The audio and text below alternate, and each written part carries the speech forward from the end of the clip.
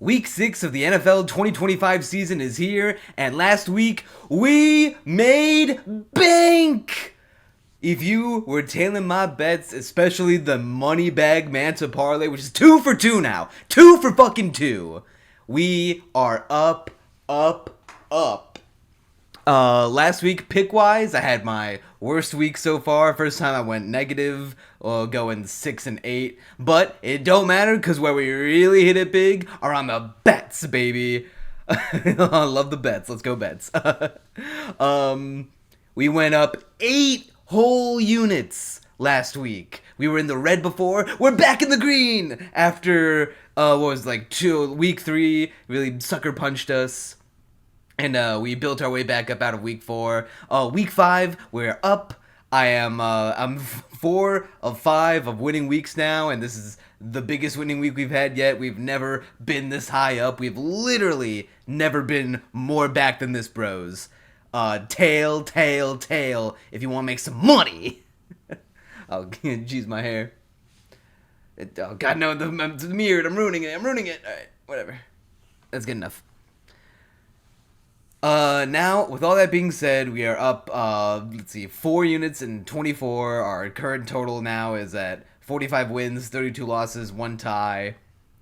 Pretty good so far. Now that we're back up, we're only going to do better from here. I got about 10 bets for you today, so we're going to get into the Week 6 2025 season. Here we go. Shut your mouth. Let's talk ball.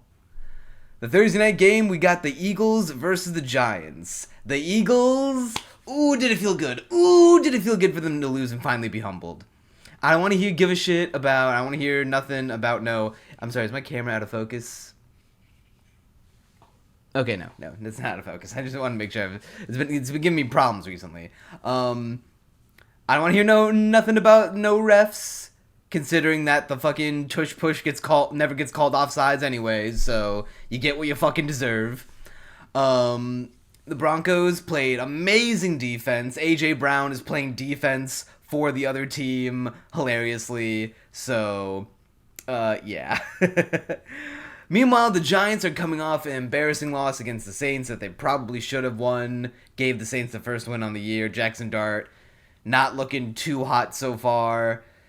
So this is going to be a pretty close game. I think the Eagles are going to win this one. Sadly, I don't think the Giants have much of a shot to win here. I also don't believe in this game enough to want to bet on the spread which way or the other. So I will sadly be leaving this game alone. My official prediction is that the Eagles are going to win.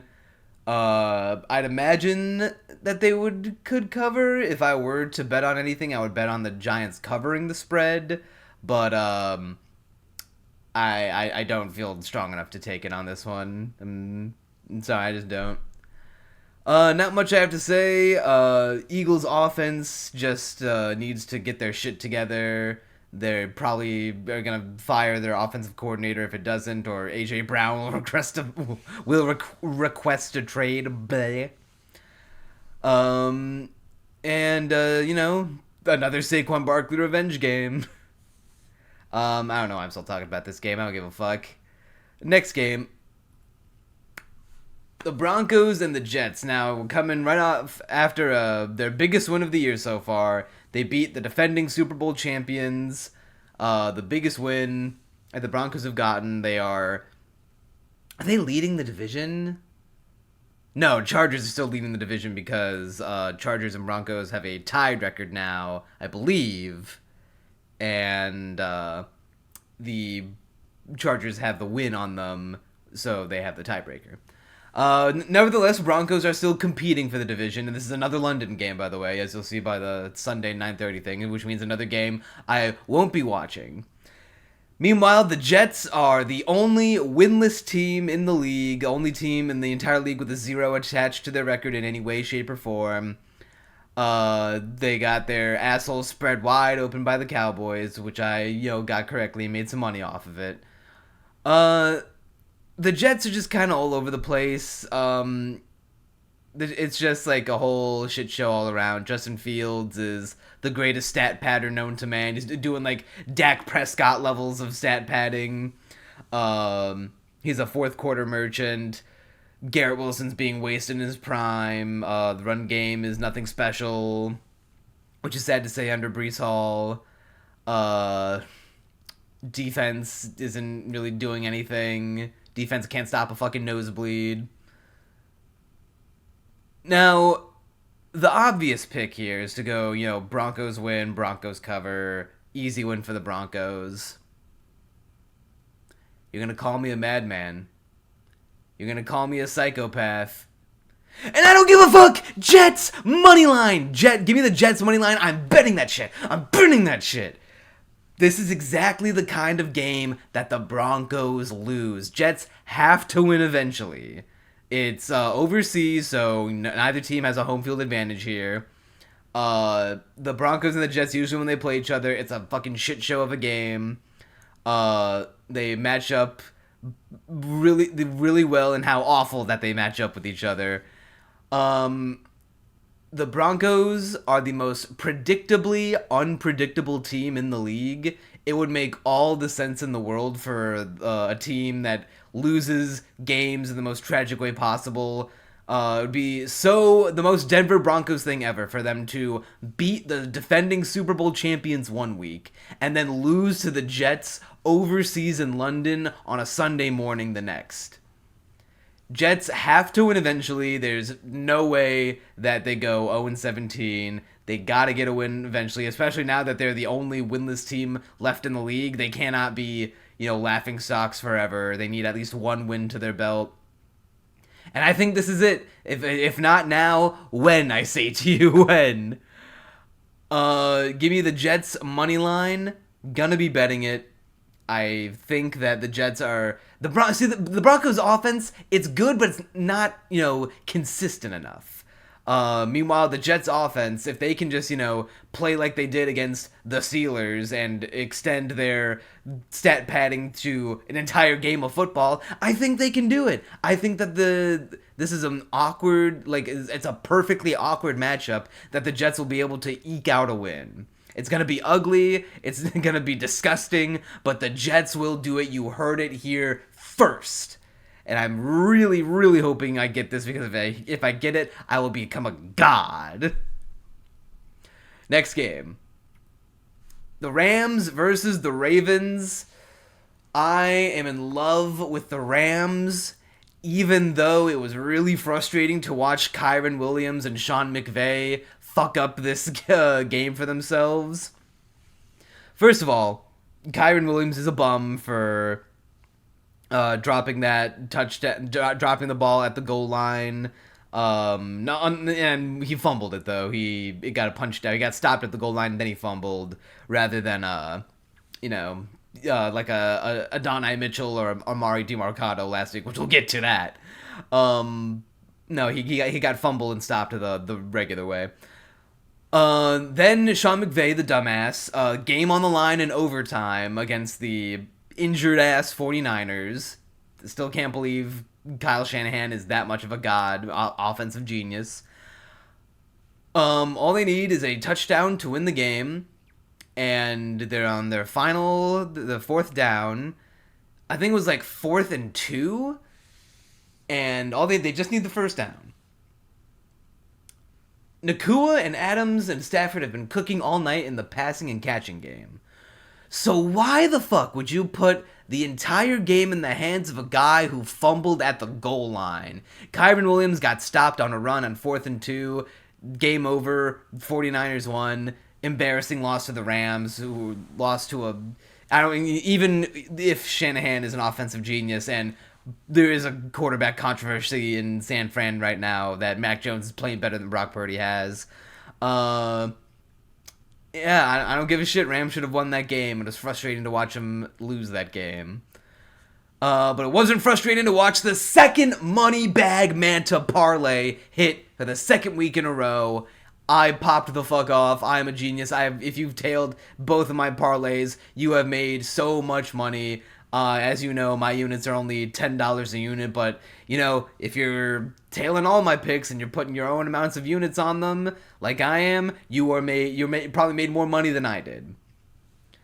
So, with that being said, the Ravens are trash right now. This entire game is going to be predicated on one thing, and that's if Lamar Jackson can get healthy enough to play it. Right now, as of Wednesday the 8th, Lamar is currently fighting in the, quote, uphill battle to play on Sunday, which tells me that he's not going to play, and we're going to see another Cooper Rush Asterclass. So, my official pick, obviously, is give me the Rams to win, Rams to cover. Like before, I don't feel confident, like the money line's too low to bet on, and the spread's not even, that good enough for me to bet on. But you know what? We don't need the spread because the Rams have come through for me in the money bag Manta parlay 2 weeks in a row, and they're gonna do it for a third. Give me the Rams in my third money bags Manta parlay. Here it is for you now. We're gonna be reusing a lot of legs from the last two because they've been hitting so frequently. Give me Matthew Stafford, 225 passing yards and 2 passing touchdowns again. Give me Puka Nacua, 65 receiving yards. Devontae Adams, 40 receiving yards. Kyren Williams, 50 rushing yards. Zay Flowers, 40 receiving yards, because even with Cooper Rush not playing great, at least he can, he was giving Zay Flowers the rock, and Zay should clear this line. And then throw Rams money line on top of it. As of right now, I don't think the books have the lines that early to bet on, but if you can, as soon as you are able to bet this, bet it as fast as you possibly can. Forget which side, this side. These right here. Bet that as soon as you are able to. I imagine it should be around like plus 600, plus 700. That's what the last two 7-leg parlays were at. I love betting on the Rams. I love betting on the Rams. This quartet of Stafford, Nacua, Adams, and Kyren Williams, all great. I love them all. They're money printing machines for me, and I really, really hope I can say that we go 3 for 3 on 3 consecutive weeks. Next game, the Cowboys versus the Panthers. Cowboys, they stretch the shit out of the Jets. Their defense is slowly starting to come together again. And meanwhile, the Panthers are coming off an upset win over the Dolphins, which has now convinced me that the Dolphins are 100% going to... I'm so mad at myself. I said at the beginning of the year, I am on a, Dolphins collapse narrative about, whatchamacallit... Yeah, the Mike McDaniels and the whole team collapsing. And so far, it has been, playing pretty much to the fucking letter. And I haven't been betting on it enough, which we'll get to that when we get to that. So I'm mad at myself for not taking the Panthers last week. But unfortunately, I cannot take the Panthers this week because, to me, the Panthers are the most volatile team in the league. Because one week, they'll look amazing, and then the other week, they'll look like shit. And there's no in between.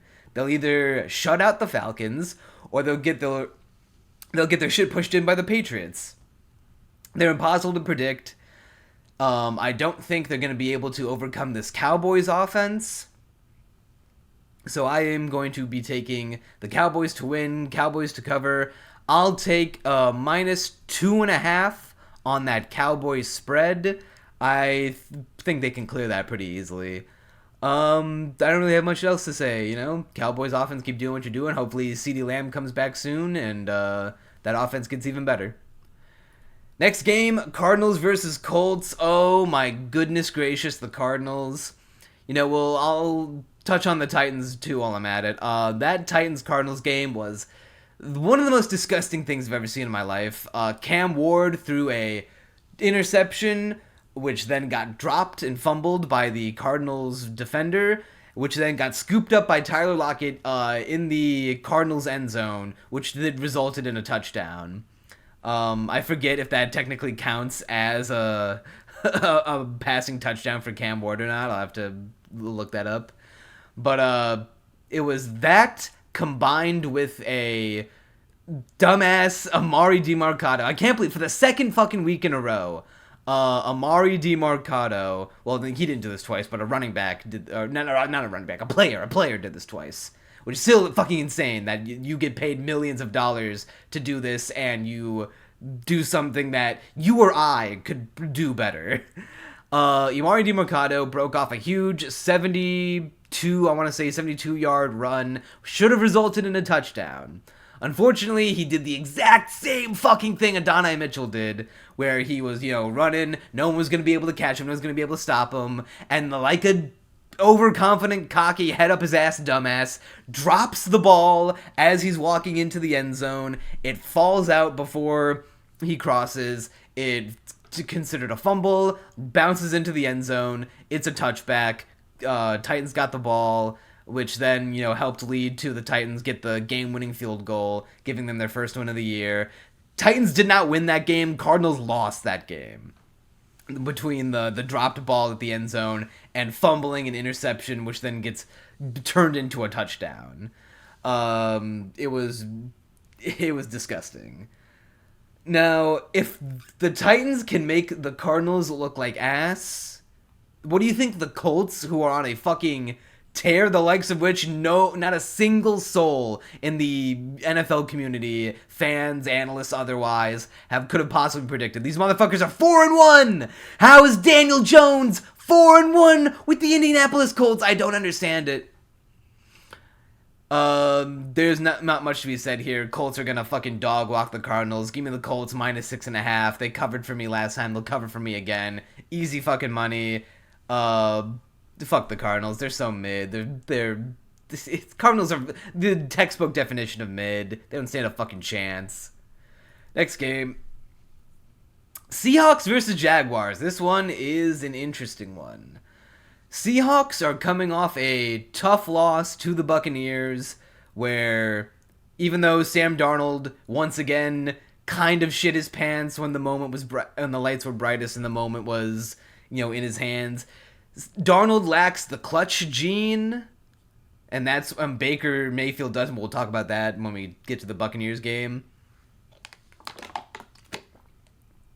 But I can't blame Darnold too much for that interception. The defense just didn't play well that game and allowed the Buccaneers to, come back into it and win it. Meanwhile, the Jaguars are coming off a surprise upset over the Chiefs, and I don't want to say that they didn't deserve it, like how the Titans really didn't deserve their win. The Jaguars stayed in the game the whole time. But that last drive by Trevor Lawrence to what technically won them the game. If you probably saw it, he drops back with the ball, falls over, lands on his stomach, lands on his stomach, gets back up because somehow not a single Chiefs defender was able to breach the O-line or go around him and just touch him once while he's down to mark him as down and consider it a sack. He gets up, runs out the outside, runs it in himself for a touchdown, and then Patrick Mahomes throws a Hail Mary that is caught by no one. Jaguars win. Sorry, I'm trying to catch my breath here for some reason. The Chiefs... Well, I'm not talking about the Chiefs right now. The Jaguars are on the come up. The Seahawks are on a come down from a tough loss. With that being said, I still favor the Seahawks here because I'm just more impressed with them consistently than the Jaguars. This is the first real impressive Jaguars win.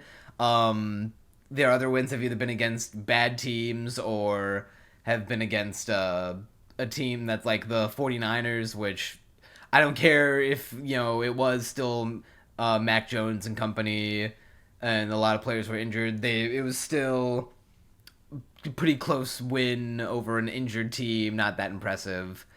It's going to be close, and which is exactly why the spread is so close and the money line's so close, but I'm taking the Seahawks money line. I still think Sam Darnold is better than Trevor Lawrence, even if Lawrence has been balling out a little recently. Jaguars are suffering through some injuries. Brenton Strange, their tight end, who was just starting to pick up a little steam, got injured last week and is now on IR.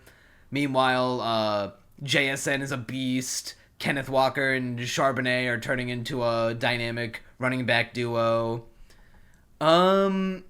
The defense is the big weak point on the Seahawks. They can't allow the Jaguars to get hot, but I like the Seahawks offense more than the Jaguars offense. So I say give me the Seahawks money line. I'm betting it, and I do think that this one will hit and Seahawks will go back to their winning ways sooner rather than later. Next game, the Chargers versus the Dolphins. Chargers are coming off an ugly loss to the Commanders. It was not even close. They scored, 10 points in the first half of the first quarter. All I know is that they didn't score anything in the second half at all, which is embarrassing.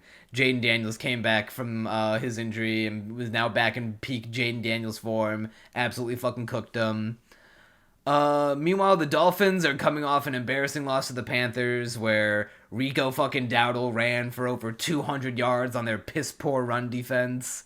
I could probably break off a 25-yard run against this Dolphins defense.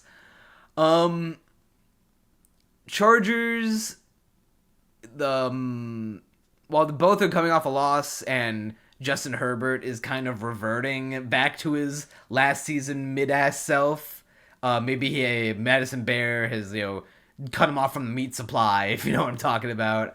But you know what? One good blowy, and I think Herbert can get back into it. This is a good bounce back game for the Chargers. Beat a shit team like the Dolphins, get back on track, build a little momentum. And the biggest thing here is that I am still, like I alluded to earlier when I was talking about the Panthers, I'm officially going on my fuck Mike McDaniels Dolphins collapse narrative. That's the final straw. I don't give a shit if the Dolphins make the playoffs. They're not going to, by the way, but even if they do, I don't give a fuck. Mike McDaniels is going to get fired this year. He might get fired halfway through the year. Every time I see this motherfucker in an interview, in a post-game interview, it's like the soul has been sucked from his body. Losing the Panthers is the final goddamn straw. So I am betting on the Dolphins' downfall until further notice. So give me the Chargers. I don't like the 4.5 spread. I feel like I need at least one more point the other way. So give me Chargers minus 3.5, and they'll cover that spread, and they'll make me a little money. While Mike McDaniel will become the best offensive coordinator in whatever team he ends up in. Next game, the Browns versus the Steelers. Let's see here. Steelers are coming off a bye week, and the Browns are coming off a London loss. It was a close one. Dillon Gabriel, he looked pretty good, honestly. He was put in a horrible situation, and the kid made the most of it. He did not look all that bad. He looked pretty good. We'll see how he does consistently, because Jackson Dart looked good in decent in his first game, but then looked like kind of a silly bum in the next game. And you can't really take a rookie over Aaron Rodgers, who looks like he's still balling in what could be his final year in the NFL. And once again, Steelers need to satisfy that above 500 curse, and they should be able to win a division home game against the Steelers are in prime to win their division, is the crazy thing. Bengals and Ravens are injured. Browns are the Browns. And the Steelers are playing well. They're already first in the division. Now they just need to stack the wins, especially on division rivals like this, to assert themselves at the top of their division. So give me the Steelers to win, Steelers to cover. I don't feel confident enough on any of the spread here to bet on it, because Browns' defense is good, and maybe Dillon Gabriel's got some kind of dog in him. So I'm going to be avoiding this game, but no, I'm rooting for Dillon Gabriel as a quarterback, but I don't think he's going to be able to win this game. Next game, the Patriots versus the Saints. Would you believe it? Both of these teams are coming into this game off a win. The Patriots upset the Bills on Sunday Night Football. Stephon Diggs got his revenge in his revenge game. Had like 10 catches for what, like 110 yards at least? Maybe 140, I can't remember. Definitely at least over 100. Meanwhile, the Saints were able to beat the Giants, got their first win on the year.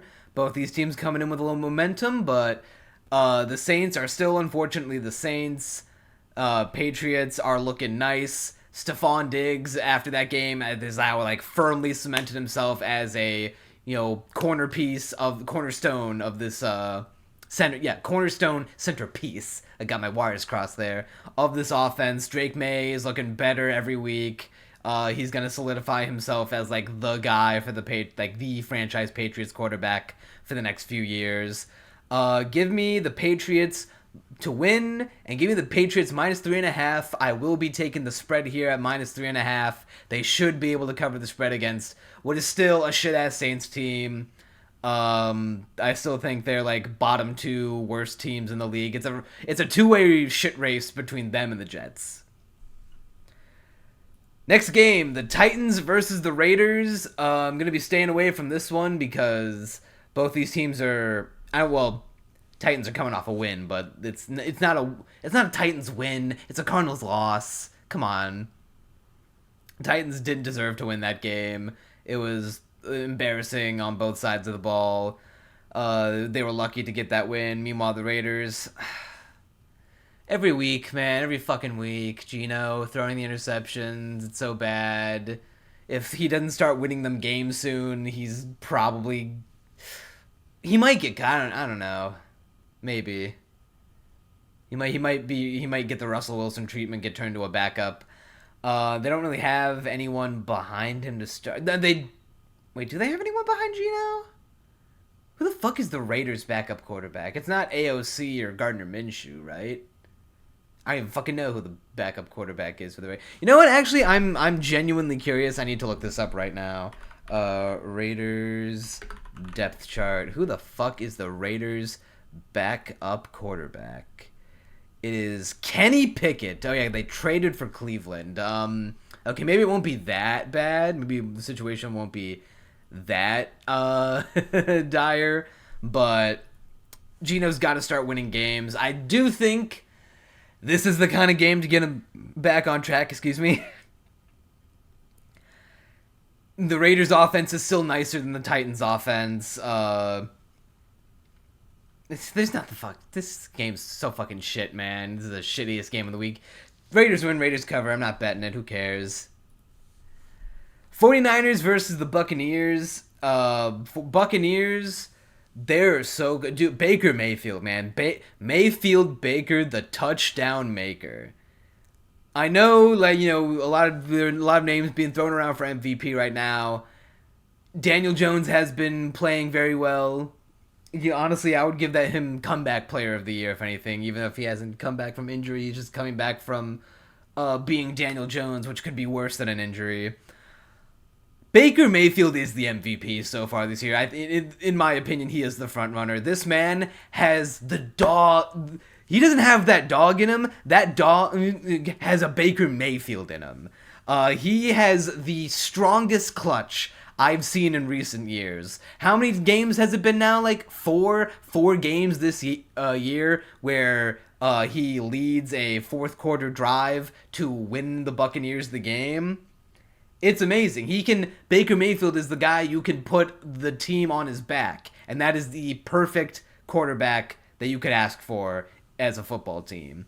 Meanwhile, the 49ers are still looking like they're going to be injured. Latest reports are that the usual suspects, Brock Purdy, Ricky Pearsall, and Juwan Jennings are still injured and still might show up for this game. Even if this 49ers team is as efficient with Mac Jones, CMC, Kendrick Bourne, Jake Tongus, like they were with the Rams, I don't think they'll be able to overcome this Buccaneers offense. Especially if they get Bucky Irving back and get that run game reestablished. Matthew Stafford, even though he's been turning back the clock and playing amazingly, I still think Baker Mayfield is a better quarterback, and he's got that clutch drive. And the whole team, Mika Egbuka is still the Eggman. He's still Rookie of the Year. The Buccaneers have the MVP and the Offensive Rookie of the Year. You're going to ask me to bet against them at home? Hell no. Give me the Buccaneers to win, Buccaneers to cover. Buccaneers minus 2.5 is an official pick. That's going to be my bet for this week on the Buccaneers. Love them, love them, love them. If the Lions, don't want to jinx anything. If the Lions, for whatever reason, don't make it to the Super Bowl this year, I would not complain in the slightest if the Buccaneers were the ones to go instead. That's what I'm hoping for. I'm hoping that the NFC Championship game is between the Lions and the Buccaneers, so that way, even if I lose, I'll still win. Next game. Bengals versus the Packers. Now, the big news in this game is that Jake Browning is done. Remember when I said, when I was so high on Jake Browning, remember when I was like, oh yeah, Jake Browning is going to go on another amazing backup quarterback run, and he's going to win the games for him in Joe Burrow's absence. I gotta take the glasses off for this one, man. I'm so sorry, Jake. I don't know what happened to you, man. I believed in you. I really wanted to believe in you, but you turned into dog shit. You threw like 3 interceptions in multiple games. It's bad. You're bad. I don't know what happened, but your dreams of becoming a starter anywhere are dead now. You are forever a backup, and at this point now, you are a backup that a team would be praying not to have to trot you out at. With that being said, rest in peace, Jake Browning's NFL career, at least as a starter. Now we've got Joe Flacco. They made a trade. They were so down bad. They hated Jake Browning so much that they traded with their division rival for Joe Flacco, which now you will cement Dillon Gabriel as the starter for the Browns, with Shedeur Sanders, that asshole, as the backup. So now with the Bengals, it's goodbye Jake Browning, hello Joe Flacco. We're going from a Burrow to a Flacco, Joe for Joe. And as you can see, the money line is reflecting that, along with the spread of minus 14-point spread favoring the Packers, who are coming off their bye week, had plenty of time to rest. Now, the smart thing to do here, or not even the smart, it's like the obvious thing to do here, is that Packers win and Packers cover. But I've got a little something for you. Let me tell you something. The Packers and the Bengals have the same number of wins. I don't give a shit what that tie says. That is a Cowboys loss. The Packers are supposed to win that game easily, and the Cowboys made them look like fools even in a tie. Even by tying with them, they made them look like fools. Packers, for all intents and purposes, are 2-2. They have not looked all of that spectacular, like as a whole, like functioning unit, since week 2. They really haven't. It's now week 6. I know they had a bye week and they're getting refreshed, but they haven't looked that dangerous. And remember, week 3, they lost what should have been a free win to the Joe Flacco Browns. And now, lo and behold, here comes Joe Flacco once again. They thought it was over. He's coming back for seconds. Now, granted, he is now behind a considerably worse defense. Considerably better offense, though. I'll take Jamar Chase and Chase Brown over Jerry Jeudy and Quinshon Judkins right now. So the question is, can Joe Flacco adapt to this new offense fast enough and well enough so that he can outscore a Packers defense, which is probably going to then turn around with the offense and blow out the Bengals defense? Because the Bengals, even though I'm pretty sure Lions just didn't care and just let them get back into it anyway, they didn't really have any agency when they let them score 3 touchdowns in the fourth quarter. They still did it. They still did it, regardless of if the Lions tried or not. It would be the funniest thing ever, too, if the Packers once again could not beat a team that the NFC North, the other NFC North teams have beaten. Like, Lions have beaten the Browns, and the Vikings beat the Browns as well. Bears beat the Cowboys, and what was the other team? The Bengals. Lions beat the Bengals. The Vikings beat the Bengals. It would be so funny if not only could the Packers lose to the Browns, tie with the Cowboys, which is essentially the same as a loss for them, and lose to the Bengals. Now, I will say, I will be, for my, prediction of this game, for the sake of the meme, I'll say Bengals win, Bengals cover. But I will not be taking the Bengals money line as much as, I want to slap my balls on the table and do that. I'm already taking a risk with the Jets money line. I can't make two. I just got back over 100 on my units, man. I can't go back now. So give me the Bengals plus 14.5. Because I think if they can cover the spread, that would be hilarious against a Packers team that's supposedly Super Bowl contenders. It's all for memes. It's all for memes. I will the bet the 14.5 points spread on the Bengals is real, but the prediction is for memes. But if the Packers lose this, I will laugh. I will be in hysterics, and it'll be amazing. Sunday Night Football, we got the Lions versus the Chiefs. Chiefs are coming off an embarrassing loss, while the Lions are on a 4-game win streak. Is it the longest win streak in the league now? I want to say yes. I could very much well be wrong. I can't think of another team right now that lost their week 1 game and then won their next 4. So,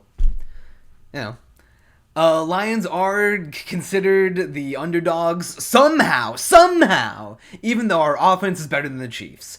Our defense is a little banged up right now. Terrion Arnold is out for a little while. We're still without DJ Reed. Dan Skipper, where's Skip at? He just got bumped up to the starting O-line. Meanwhile, Chiefs are just kind of out of it, man. That last Trevor Lawrence drive where he stumbled, fell all the way over, and then ran the ball in for the touchdown anyway. Chris Jones on the Chiefs, he was just standing there. He didn't move a fucking muscle to attempt to stop this drive. Patrick Mahomes threw a 99-yard pick six, the longest pick six in Jaguars history. Chiefs are not as, they're not gone. They're not completely gone. They're still there's some they'll show flashes of, peak Chiefs selves, but the devil magic is over. They're no longer this untouchable, immortal god team. They're 2-3, and guess what? They're going 2-4 because the Lions are getting the real three-peat. Jared Goff is 2-0 on Patrick Mahomes in his NFL career, and this is the only three-peat that matters. This is the three-peat that matters. Lions are gonna go win this game. They're going to go 5-1. They're going to beat the Chiefs like they beat them at the start of 2023, which kicked off the brand new Lions campaign. History's going to repeat itself. Jared Goff is going to get his three-peat on Patrick Mahomes and cement himself as his dad, as his father. Give me the Lions to win, Lions to cover. Give me the Lions money line. Easy, easy, easy. Let's fucking go. One pride, baby. Next game. 2 Monday Night Football games.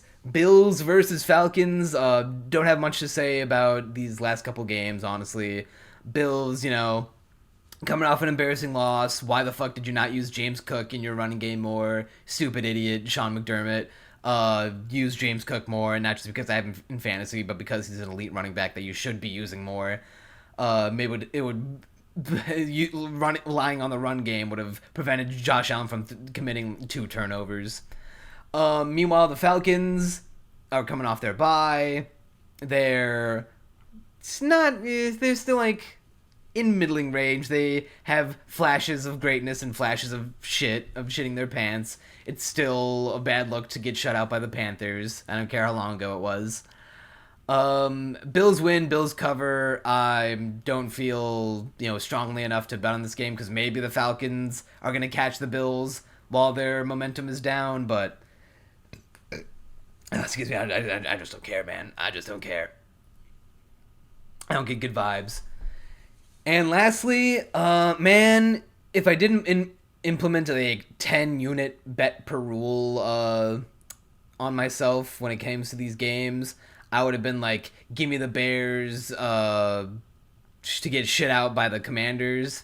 Because if you'll remember, the funniest fucking win of all time last year, what's the official title for it? I forget what the play is called now. It's like the something Hail Mary, where Jaden Daniels threw a beautiful Hail Mary pass that bounced off Tyreek Stevenson's hands while he was taunting Washington fans, and then landed in a Commanders receiver's hands in the end zone for the game-winning touchdown for the Hail Mary that the Bears never lived down and started their horrible 10... I think it was like 10 straight, like 9 or 10 straight game loss collapse last year, which got, everyone fired, especially that dumbass Matt Eberflus. Bears, meanwhile, yeah, they had their bye week last week. Yeah, they had their bye week last week too. They're coming off of a refreshed bye. Commanders coming off a big win against the Chargers. Jaden Daniels is back. They're playing at home. History will repeat itself, not in the way that, although it would be funny if another Hail Mary pass to win the game for the Commanders happened again, but no, Commanders just going to beat the Bears outright this time. I don't have too much to say about this game.